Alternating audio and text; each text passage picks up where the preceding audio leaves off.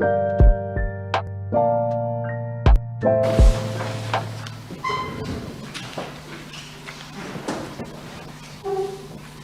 primer lugar, antes de dar inicio formal al debate, le tenemos que hacer saber algunas instrucciones iniciales para saber cómo se desarrolla el juicio. Después, al final del juicio, estas instrucciones van a ser ampliadas para que puedan llegar en su caso al veredicto. En esta oportunidad, para que sea de mejor entendimiento para ustedes, con la colaboración de la doctora Patricia Portillo, se realizó una presentación para que puedan seguir las instrucciones iniciales de esta manera, ¿sí? Así que le pido por favor que se la pueden transmitir. Después.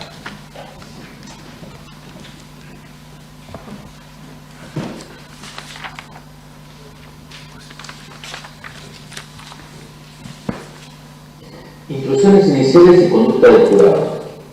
Ustedes han prestado juramento para ser jurados en el presente juicio, en el que se acusa a Juan Leonardo González de haber intervenido en el hecho que, según consta en la acusación, ha consistido en la comisión del delito de homicidio simple en carácter autor, de que resultara víctima quien herida fue Julio Javier García. La definición y los elementos jurídicos de este delito se los explicaré al final del juicio. Al terminar este debate, ustedes tendrán la responsabilidad de determinar si el Ministerio Público Fiscal ha aprobado su acusación en relación a Juan Leonardo González, más allá de toda duda razonable. Las instrucciones que a continuación voy a impartirles son introductorias. Instrucción número 1. Función del juez y del jurado. En todo juicio criminal en el que interviene un jurado popular, de acuerdo a la Ley Provincial 15 número 30, intervienen dos jueces. Yo soy uno, ustedes son el otro. Como juez del derecho, es mi responsabilidad presidir el juicio y decidir qué leyes se aplican en este caso, y aplicarles esas leyes a ustedes. Yo decidiré qué pruebas la ley les permita a ustedes escuchar y valorar, cuáles no y qué procedimientos seguirán en el caso. Como jueces de los hechos, son ustedes quienes tienen la exclusiva responsabilidad de decidir el efecto y valor de cada prueba presentada, para luego aplicar la ley que yo les instruiré a los hechos que ustedes consideren probados. Por lo tanto, son ustedes los únicos que determinarán si el acusado es o no culpable del delito que se le atribuye. Así, las tareas del jurado y tareas como jueces están bien definidas y no se superponen. Este es uno de los principios fundamentales de nuestro sistema de justicia. Es deber de ustedes considerar todas y cada una de las instrucciones que les brinden sin descartar ninguna. El orden en que les sean impartidas no tiene significado en cuanto a su importancia, porque todas son fundamentales. Tienen el deber de considerarlas en conjunto y en su totalidad, y cada una de ellas en relación con nosotros. El objetivo de las instrucciones es darle las normas necesarias para que puedan llegar a un veredicto de conformidad con la ley y con los hechos. Nuestra función es aplicar y hacer las leyes tal y como están aprobadas. No es cambiar las leyes o aplicarlas contrariamente a lo establecido. Es por eso que les explicaré algunas reglas de derecho que forman parte de nuestro sistema jurídico y de nuestra Constitución. Es deber de ustedes, como jurados en sus deliberaciones y veredictos, aceptar y aplicar la ley en la forma como se la explicaré en mis instrucciones. Instrucción número 2. Intervinientes en el juicio. En un juicio penal participan, además del jurado y el juez, el Ministerio Público Fiscal, que en este caso será representado por el señor fiscal general, doctor Fabio Moyano, y por la señora funcionaria de Fiscalía, doctora Florencia Paluccini, quienes sostendrán la acusación pública. Es posible que durante el juicio lo llamen como Ministerio Fiscal, la Fiscalía o el acusado. El acusado Juan Leonardo González, a quien llamaremos imputado o acusado, y será defendido por la doctora Flora Moriar y el otro Lisandro Benítez, a quienes en ocasiones llamaré la defensora, el defensor o la defensa. Al acusado, sus defensores, el Ministerio Fiscal lo llamaré en ocasiones las partes. Si en algún momento del juicio surge algún planteo o incidencia entre las partes y yo resuelvo a favor de una de ellas, ustedes no tienen que interpretar que tengo alguna preferencia. Tanto ustedes como yo debemos ser imparciales. Instrucción número 3. Conducta del jurado.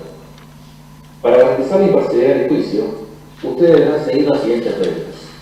Primero, no deben conversar entre ustedes nada sobre este caso, una persona relacionada con este caso, hasta que finalice la recepción de la prueba y procedan a deliberar. Segundo, no deben conversar con ninguna otra persona sobre este caso o sobre alguna persona relacionada con este caso. Nadie más también incluye a los miembros de su familia, sus amigos y a sus compañeros de trabajo.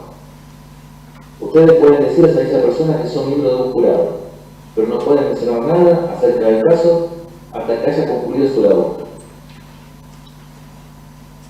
Tercero, no deben permitir que nadie le comente nada sobre este caso o sobre personas relacionadas con él.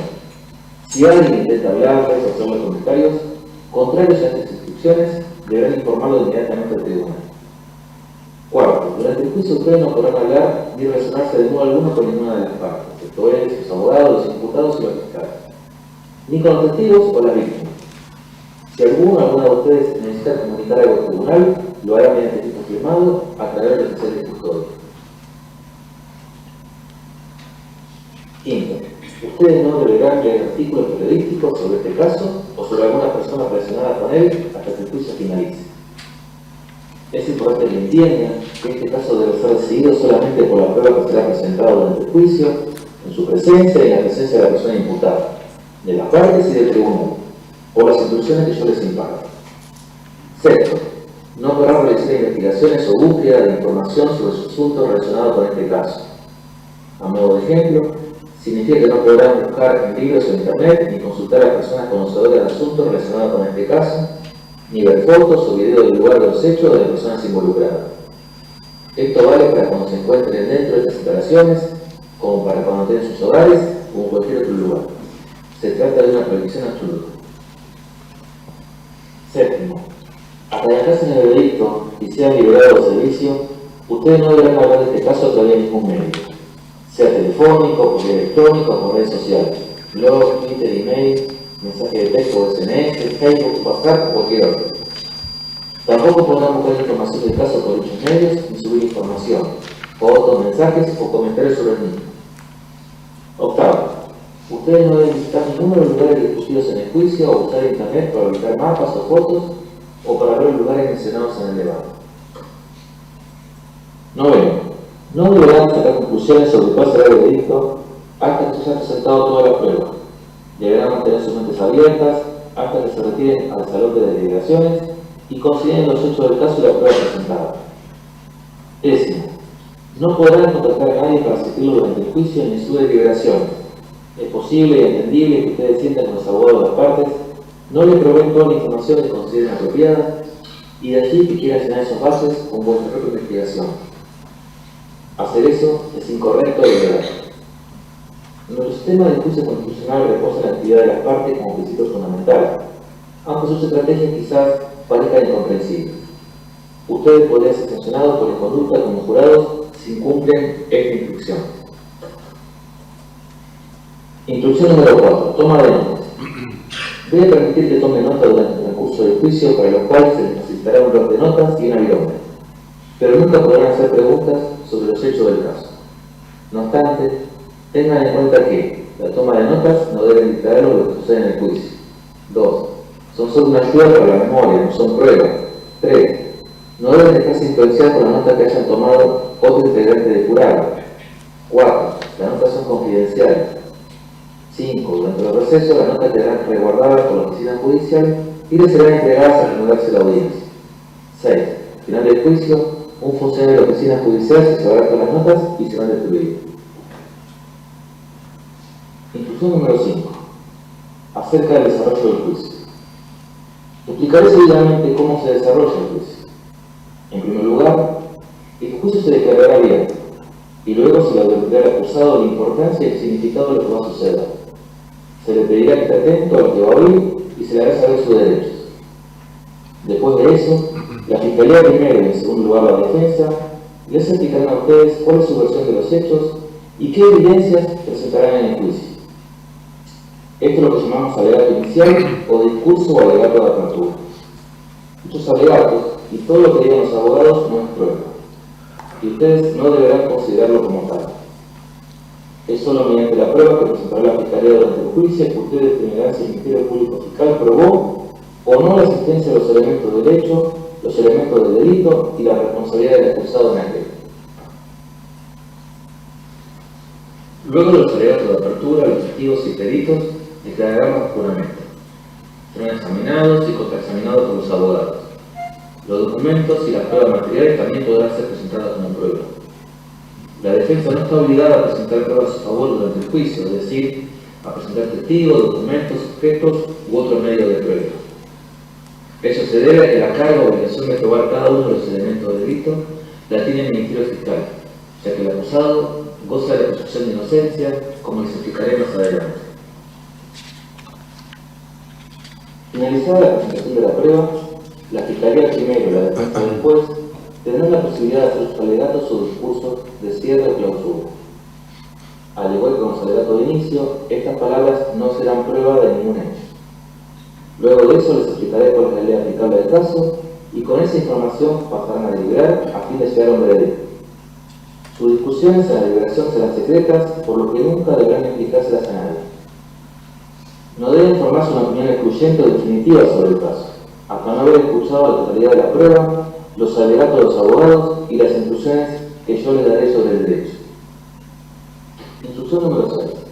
Principio constitucional del proceso. Es muy importante que le mencione algunas normas que forman parte de nuestra Constitución y de nuestro ordenamiento jurídico. A. Presunción de inocencia.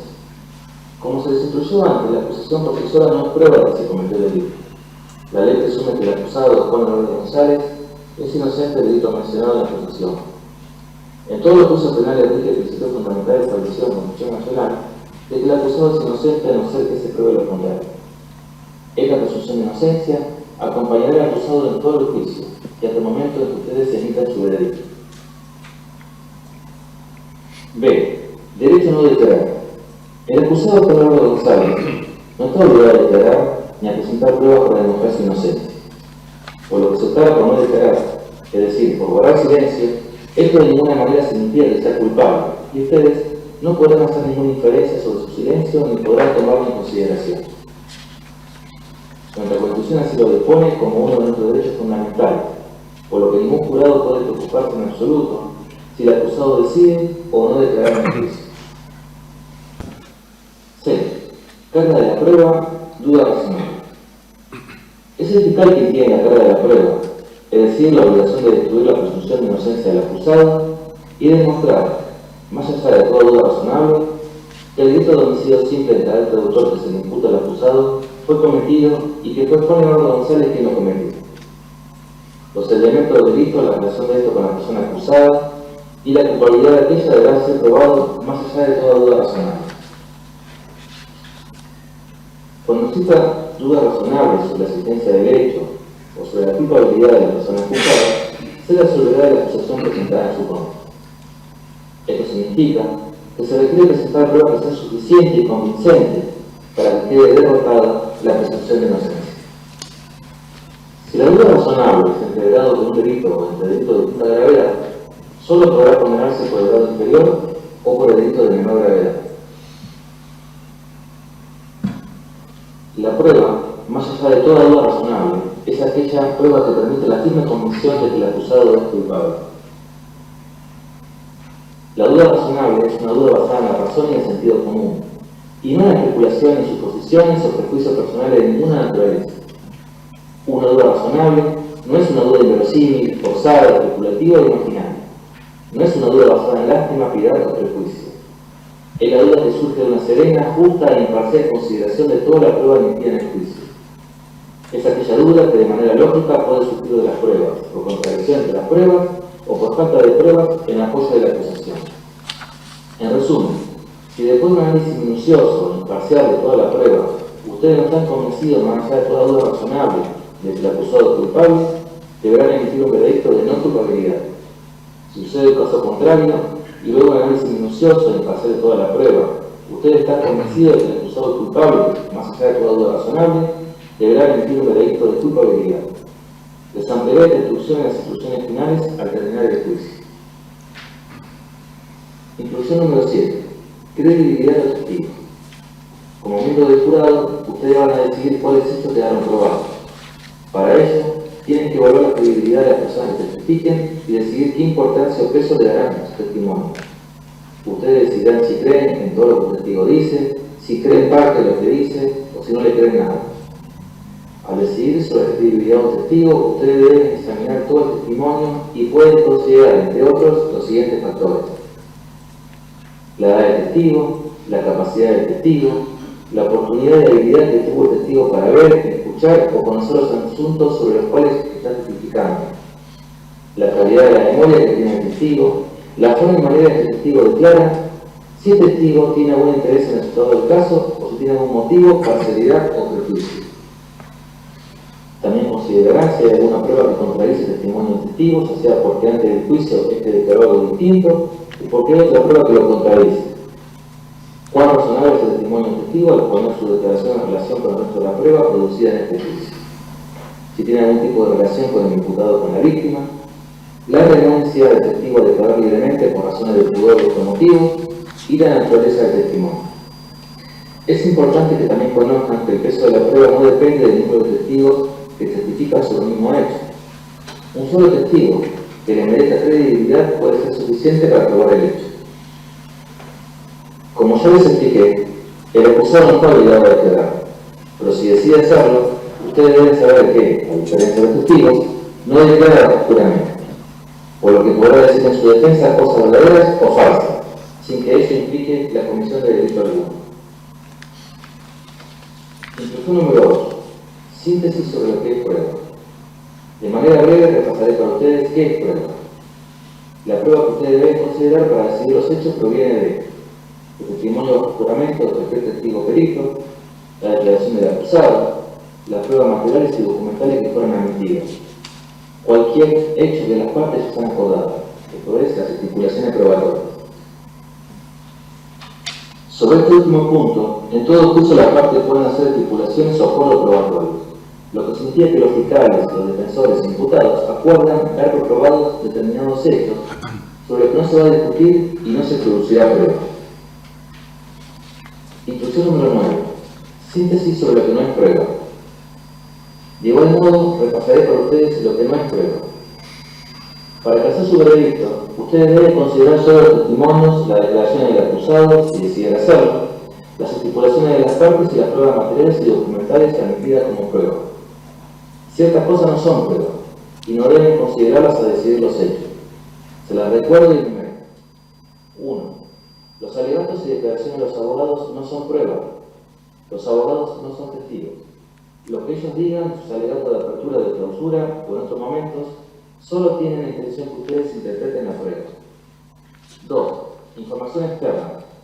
Debe ignorar por completo cualquier información radial, televisiva, de diarios, celulares o de internet que surjan o se hayan escuchado, leído o visto sobre este caso, o sobre cualquiera de las personas o lugares involucrados o mencionados en la audiencia.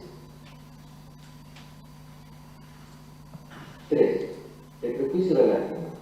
Ustedes deben considerar la prueba y decidir el caso sin dejarse influenciar por sentimientos de prejuicio o miedo a lástima. No se les ha llamado como jurado para jugar la forma de ser o de vivir de las personas involucradas en el caso, ni de la víctima ni de la persona acusada, sino sobre los hechos concretos. Deberán concretar su discusión en los hechos y en la prueba. 4. La posible pena. La pena no tiene nada que ver con su tarea, la que consiste en determinar si la acusación aprobó la culpabilidad de la persona acusada. La pena no debe tener lugar en sus deliberaciones o en su decisión. Si ustedes dan un veredicto de culpabilidad, será tarea y responsabilidad exclusiva del juez técnico en una audiencia posterior de este juicio decidir sobre la pena. 5.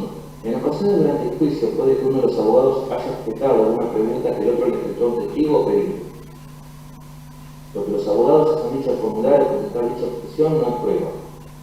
Tampoco deben darle importancia al hecho de que yo haya declarado procedente o no la objeción, o de que ustedes puedan haber sido excluidos de la sala cuando se lo decide.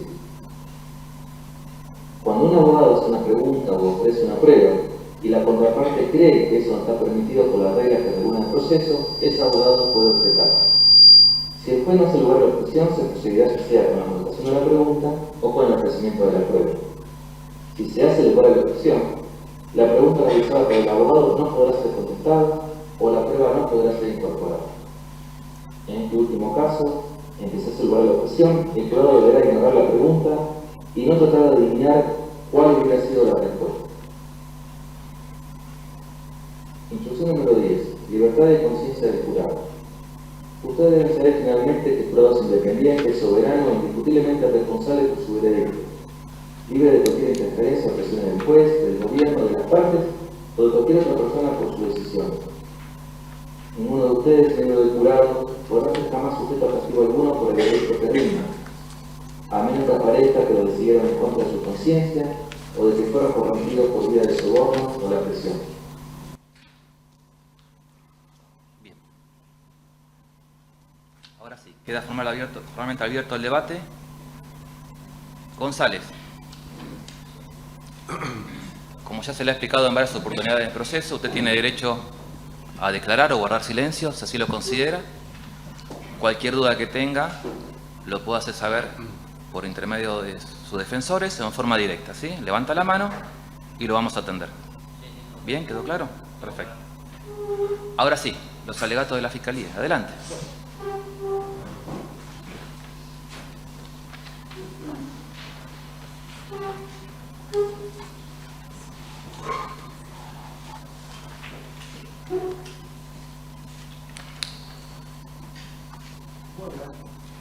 ¿Se escucha? Sí.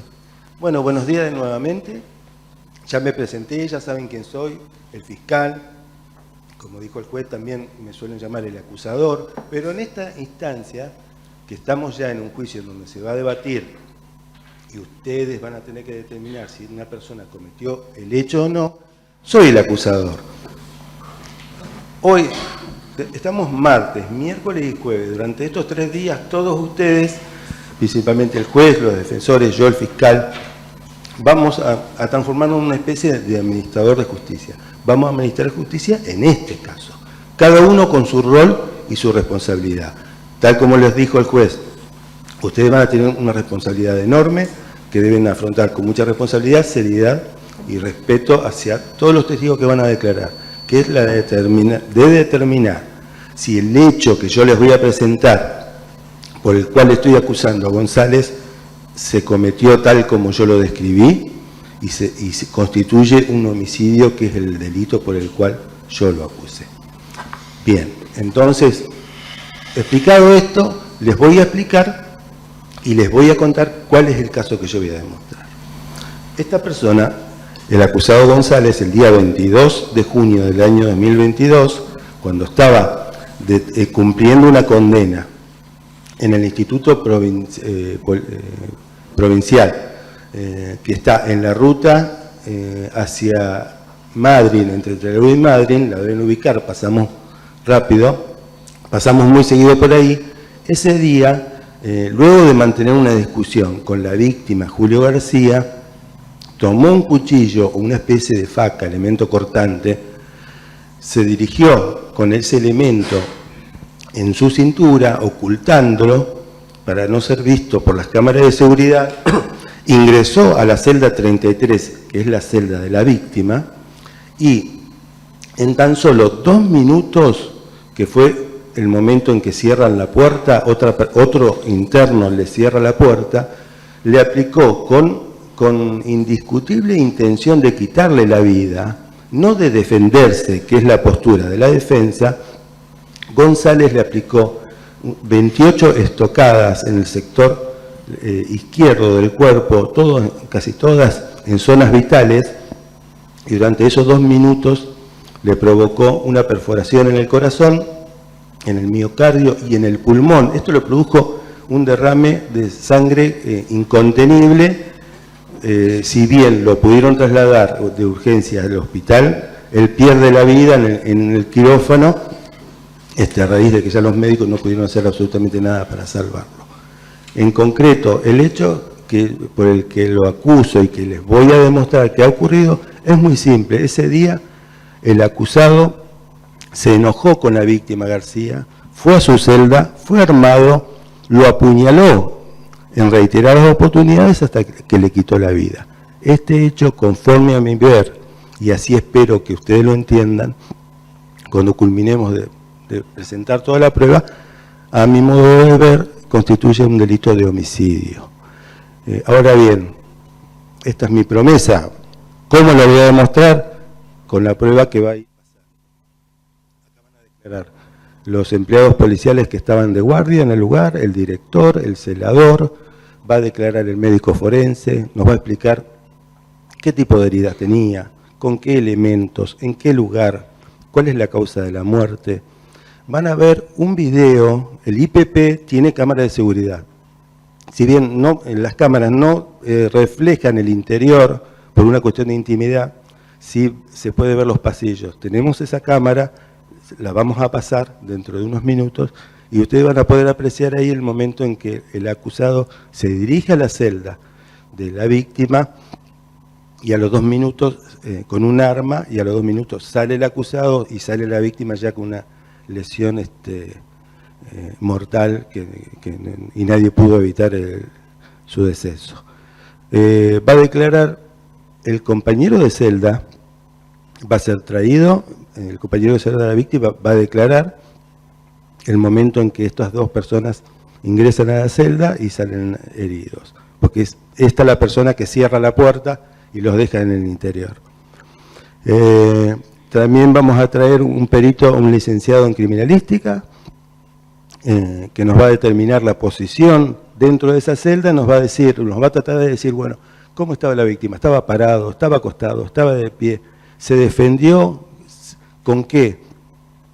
Así que bueno, lo que le voy a pedir es que estén muy atentos, muy despiertos. Sé que la hora avanza y todos nos vamos cansando, pero es muy importante que ustedes se nutran de toda esta información, porque cuando tengan que pasar a deliberar, esto lo van a tener que discutir, debatir y determinar si mi postura es la correcta o bien coinciden con la postura de la defensa.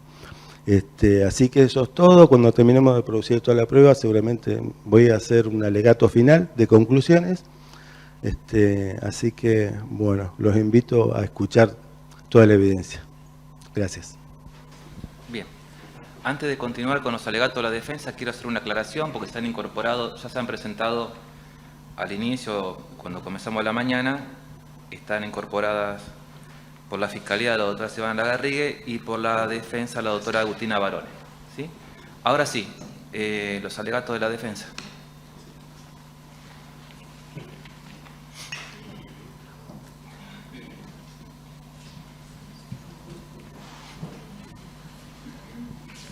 Bueno, hola, de vuelta, ya nos saludamos hoy.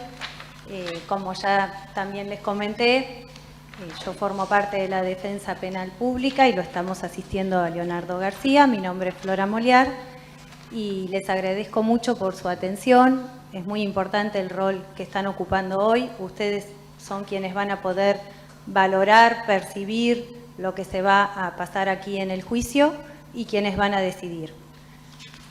Como ustedes habrán escuchado recién al señor fiscal, la Fiscalía lo acusa a Leonardo García por haber dado muerte a Leonardo González, perdón, que es nuestro asistido, por haber dado muerte a Julio García. Ellos entienden que Leonardo ha tenido la acción, la voluntad y la intención de matar a Julio García. Como también escucharon, todo esto sucede adentro de un ámbito carcelario. Ambos estaban cumpliendo su pena por otros delitos. Nosotros, como defensa, sostenemos una postura opuesta porque entendemos que es errónea la valoración que ha hecho la Fiscalía de las pruebas que se van a valorar en este caso. ¿Por qué sostenemos esto? Desde el principio nosotros sostuvimos la inocencia de Leonardo González en este proceso, como también la sostuvo él, que desde el primer momento estuvo a disposición para contar todo lo que había sucedido y colaborar, dado que Leonardo lo único que hizo fue defender su vida. Y para eso les vamos a empezar a contar qué es lo que ustedes van a ir viendo en este proceso. Ustedes van a ver, con la prueba que se va a producir, que todo esto sucede en una cárcel y en una celda muy pequeña, de 2x3 aproximadamente. Ustedes también van a ver que en ese espacio pequeño conviven personas las 24 horas, donde surgen conflictos en muchas ocasiones y que no necesariamente esos conflictos se resuelven siempre de la mejor forma ni con la libertad de decidir cómo se resuelven. También ustedes podrán ver que en un momento determinado la víctima, Julio García, lo espera, lo busca, lo hostiga y lo sigue a Leonardo González hasta que logra llevarlo a pelear hasta su propia celda. También ustedes van a poder ver ahí que apenas ingresan a esa celda, como bien expuso el fiscal, el compañero de Julio García sale y cierra la puerta con traba. Al tiempo de unos pocos minutos de pedir auxilio, Leonardo, esa misma persona es quien destraba la puerta y permite que puedan salir de esa celda. Para que ustedes puedan ir entendiendo esto, pero me parece que es importante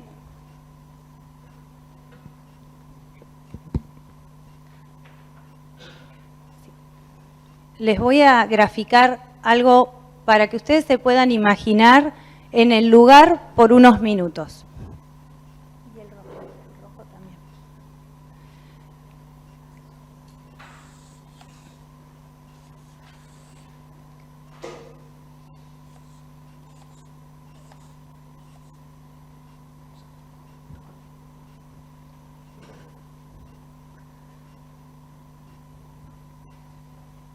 En primer lugar, vamos a ver que todo sucede en un contexto carcelario. Si bien la mayoría de ustedes no habrán estado tal vez en una cárcel o la conocen, sí habrán visto series, documentales como El Marginal o Tumberos, donde por ahí sí pudieron ver cómo son esos espacios carcelarios y cómo se convive. Y también podrán haber visto que hay códigos carcelarios donde no son los mismos códigos de convivencia que tenemos afuera. Justamente por este encierro que hace que las personas no tengan libertad de salir, principalmente eso.